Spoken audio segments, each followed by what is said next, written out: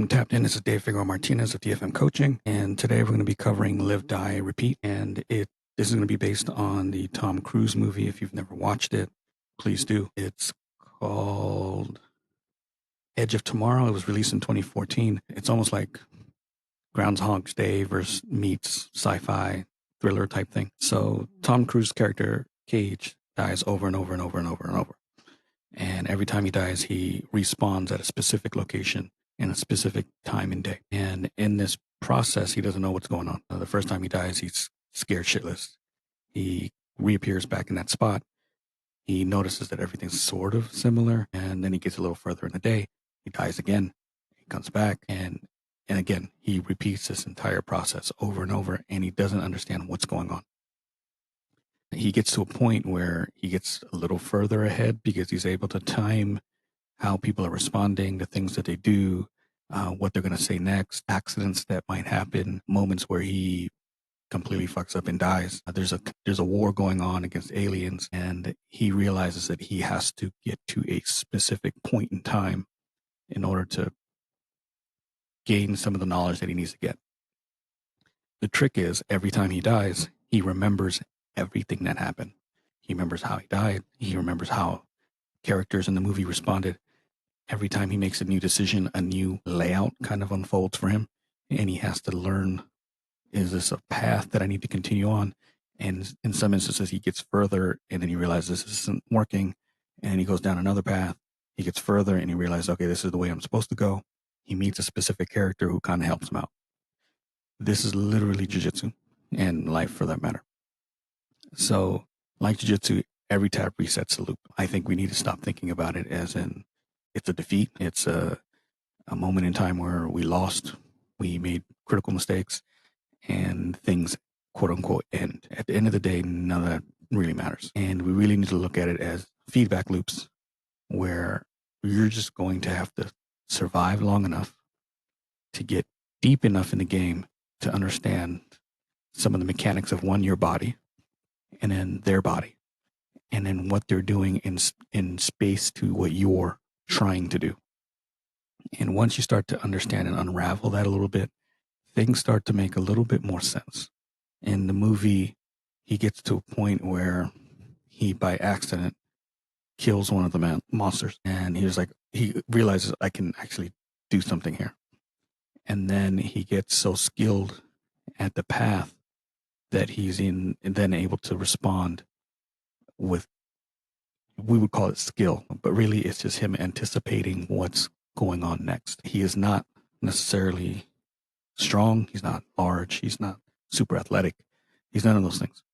But his depth at anticipating what's going on, because he started to see it almost verbatim, and then he starts to understand how they respond, what they like, what they don't like, how his own teammates are going to respond, that he starts to understand the bigger scope of the game. And that's in essence what we're doing. You're not going to be the biggest person on the mat. You're not going to be the strongest person on the mat. You're not going to be the fastest. And even if you are those things at some point, they're going to diminish. You're going to get older. You're going to get slower. Your body isn't going to respond the way you would like it to respond. So you have to understand the scope of everything in order to adjust and then make it purely technique and not just skill set and attributes. So early on, he's all about surviving, which is what that white belt stage is. If you're hitting submissions at white belt, you're on the luckier end, or maybe you're larger, maybe you're a little bit more athletic. So maybe they're coming to you earlier than most people. But for most of us, that white belt stage is a lot about surviving. And I hate to say it, but you're gutting out bad situation after bad situation. And there's a mental game there where you have to accept, I'm going to be bad for a really long time. And that's hard for people. So you have to understand that in order for me to get any amount of skill, it's not going to come from just watching an instructional. It's not going to just come from asking questions. All those things are really great. But a lot of it is just, you're just going to have to lose a lot. And then in that losing, your body starts to respond a certain way. You maybe defend a little bit better than you did the last time. You create a little bit of an angle that created an issue for them. You create these moments where it's like, oh, I got some hope here. And that's all you're living for. And then as you get really adept at escaping and surviving, then the offense starts to come into play, and you're able to mount offenses based off of the guard you like to play, based off of the responses that you do to the guard you like to play.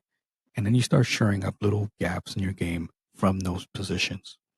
And you can get pretty good at white belt, to be honest with you. Like in a specific location, you can become very annoying.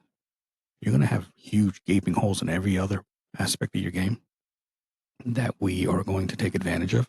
I do that now. There's certain students that I have that are at blue, some late white belt, and in a specific location, they are problems. And I like to play that game so that I can see what they're doing and I can glean some aspects for myself from there. And I can understand, okay, so he's doing this and that. She's applying pressure here. Okay, so how do I negate this? And sometimes I come up with great solutions and it frustrates them. And then other times it becomes me just negating the entire position altogether. And then it's for me to understand, how are they going to resolve not getting to their A? And then they're going to have to overcome that.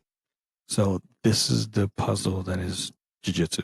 You're going to acquire through loss, through the mental and physical pressure of someone dominating you. Like Cage in the movie, he's thrown into this war with zero training. He has to overcome that, and he has to overcome like the fear and doubt of dying, because he dies every time. It's painful. And then over time, he starts to acquire some of these skill sets, again, not because he's talented, but just because he's exposed to so much more, and he's allowing himself, he's forced, but he technically could just keep dying, but he's allowing himself to experience what is going on and then adapting to it.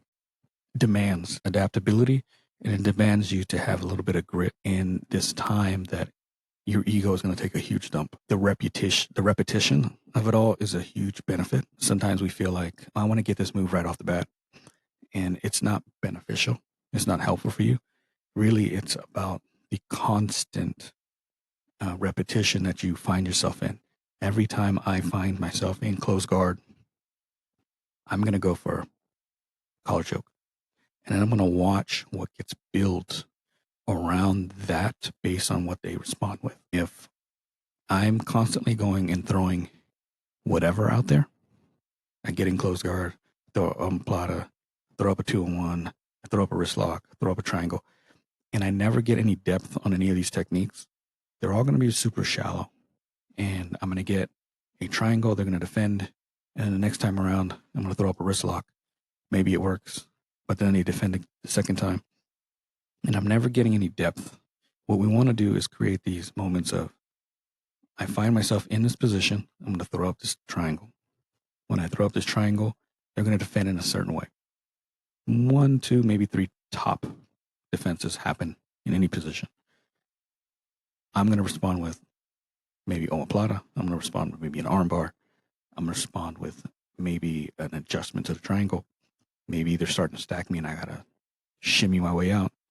But allowing the techniques to breathe, and then allowing yourself to offer opportunities of adjustments and transition to things within that family are going to create that depth. And he gets that depth as he moves further and further into the movie, because he becomes unafraid of losing. It's going to happen. This is the path he's on. He has to lose over and over in order to gain that little bit of insight. And sometimes he gets to a point where he dodges one death and he celebrates it, and then he dies right afterwards. So there's a lesson in that where I hit this sweep and I get so happy that there's a little bit of a rejoice moment there. And then the upper belt takes advantage of it and I'm right back on my back. So we have to understand that too. There's also moments where a student's going to hit a plateau and they're going to just continue to roll, and you're collecting data, and there's nothing wrong with that. There really isn't. But that plateau is less about the amount of progress you're making and more about the level that you're at.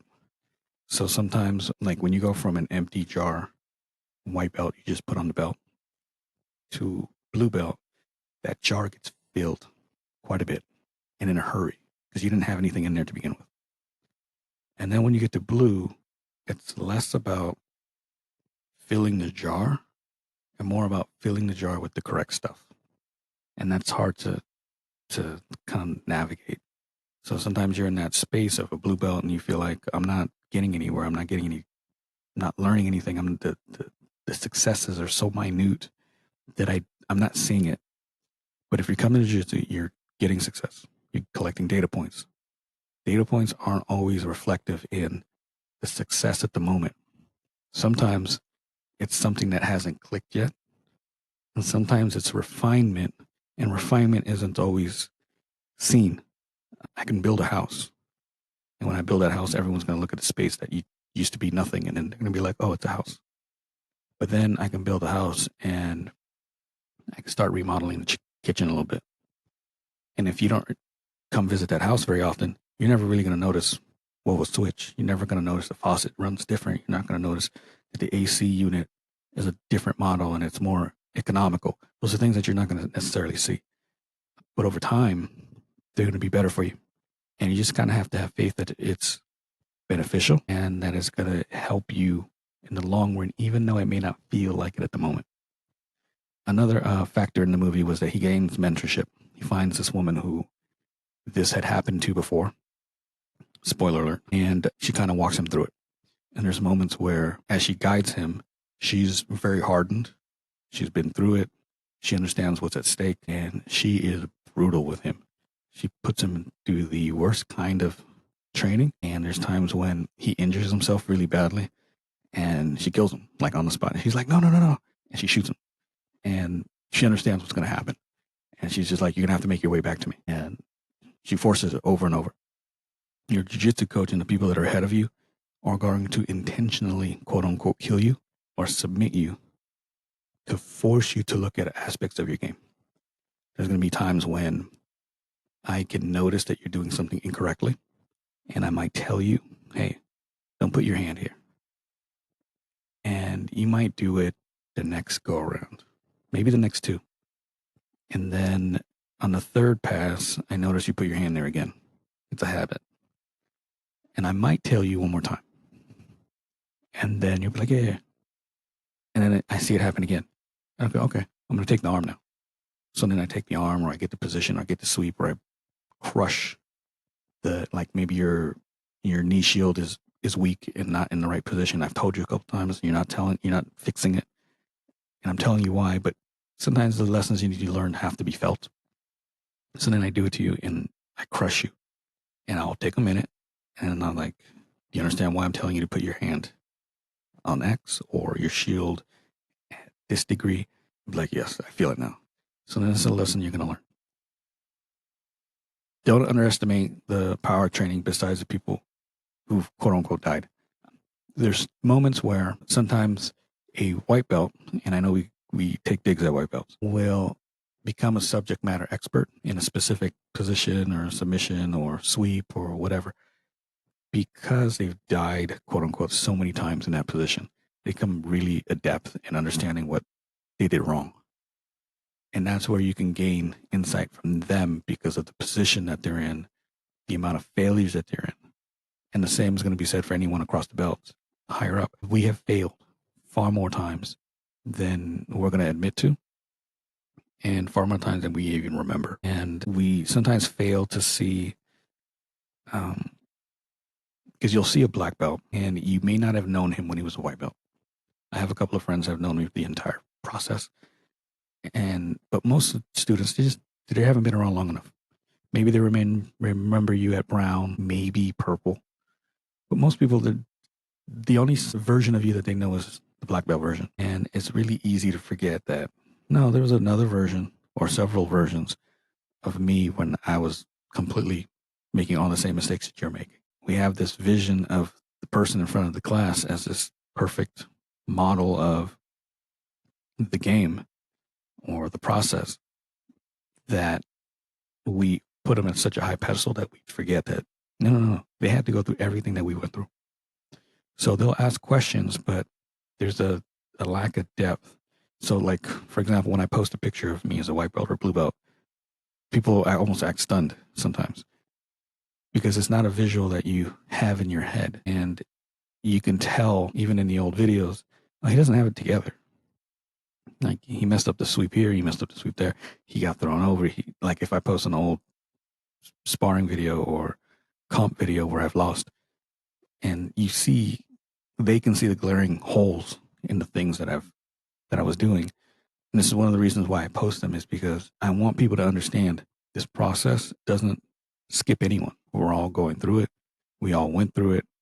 And I'm going through my own version of it as a black belt with other black belts. Like, there's people who've been black belts longer than I've been training. So my depth of knowledge, while it's a quote unquote impressive for most of my students, it's it's a drop in the bucket for someone who's been training at black belt for 2-3 decades. So we're all going through it. We all have the same process we have to go through. And it's okay to accept those misgivings or those faults that we have, and just understand we have to go through this. We have to continue to die. We have to continue to nurture ourselves, ask the questions that we need to ask, mature, and then help those that come after us, like the character in the movie, and then keep moving forward. There's no one that has not gone through this. And the faster we get to that point where we understand that, the easier the whole position gets and the scope of jiu-jitsu gets. And we no longer hold people at these mythical levels of like, oh, he's the anointed one. I really want us to get away from that. But anyways, if you have not seen this movie, please watch it. Keep jiu-jitsu in mind, or life for that matter, and understand what it's going to feel like and see the mistakes he makes. Some of them are hilarious. There's one where he ends up killing himself by accident that I laugh at every time. Those are our moments. Those are our moments as white belts. Those are our moments as blue belts. I have a bunch of them, made a bunch of mistakes. Some of them are hilarious. Some of them were embarrassing. Some of them were hurtful. I've made mistakes where I've injured myself and had to learn from it. And that's why I preach something that I do in class. But just watch the movie, understand the philosophy behind it. It's a decent movie. And then apply some of that to you. Don't forget, you're going to mess up. It's part of the process. Accept it. If you have any questions, hit me up, dfmcoaching.com or dfm.2099 on Instagram and Threads. If you like stuff like this, please subscribe. If you like stuff that's maybe a little bit more in depth with interview process, I would highly recommend BJJ Mental Models. That's an excellent program. I've been on it twice. They do a fantastic job. Anyways, thanks for listening. Catch you on the other side.